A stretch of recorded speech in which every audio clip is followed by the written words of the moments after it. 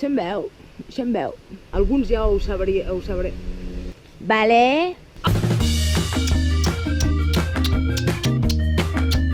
Potxons a la carta! Hola, goiats! Hola, goiates! Està clar, no?, el mot que fem avui.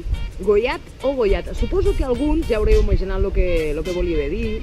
D'altres ja ho sabíeu per temes de que sou d'aquí, ho haureu sentit, els padrins, els tiets, els pares. Goiat, goiata. Què és un goiat, què és una goiata? Un goiat i una goiata és un noi, una noia, xiquet, xiqueta, un mosso, un fadrí, una fadrina. Per lo que jo sé, es fa servir a tot el Pallars, a la Ribagorça també.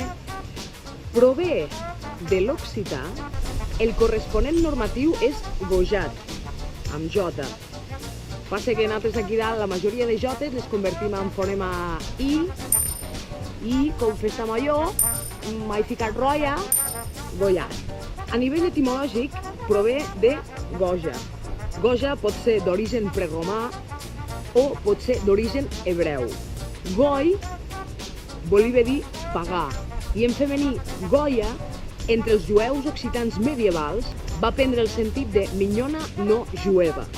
Irònicament, anys després, i ja com a occità, com a català, Vale.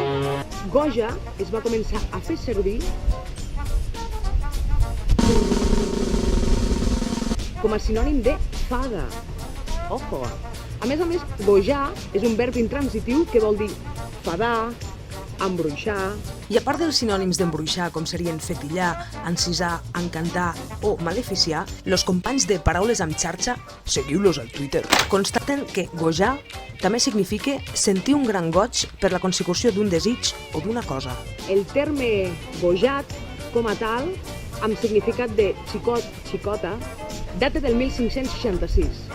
A lo llarg d'aquesta recerca he passat pel Gran Diccionari de la Llengua Catalana, he passat per la Gran Enciclopèdia Catalana, he estat a la web de la Ribagorça Parla, pel DIEC i pel DILC.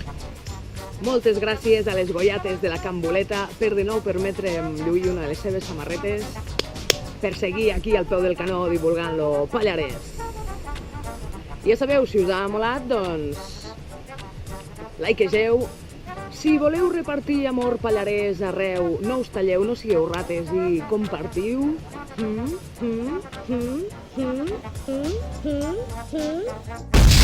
Prou ja, cago en Déu! Vale. Un potxo! Se'n veu.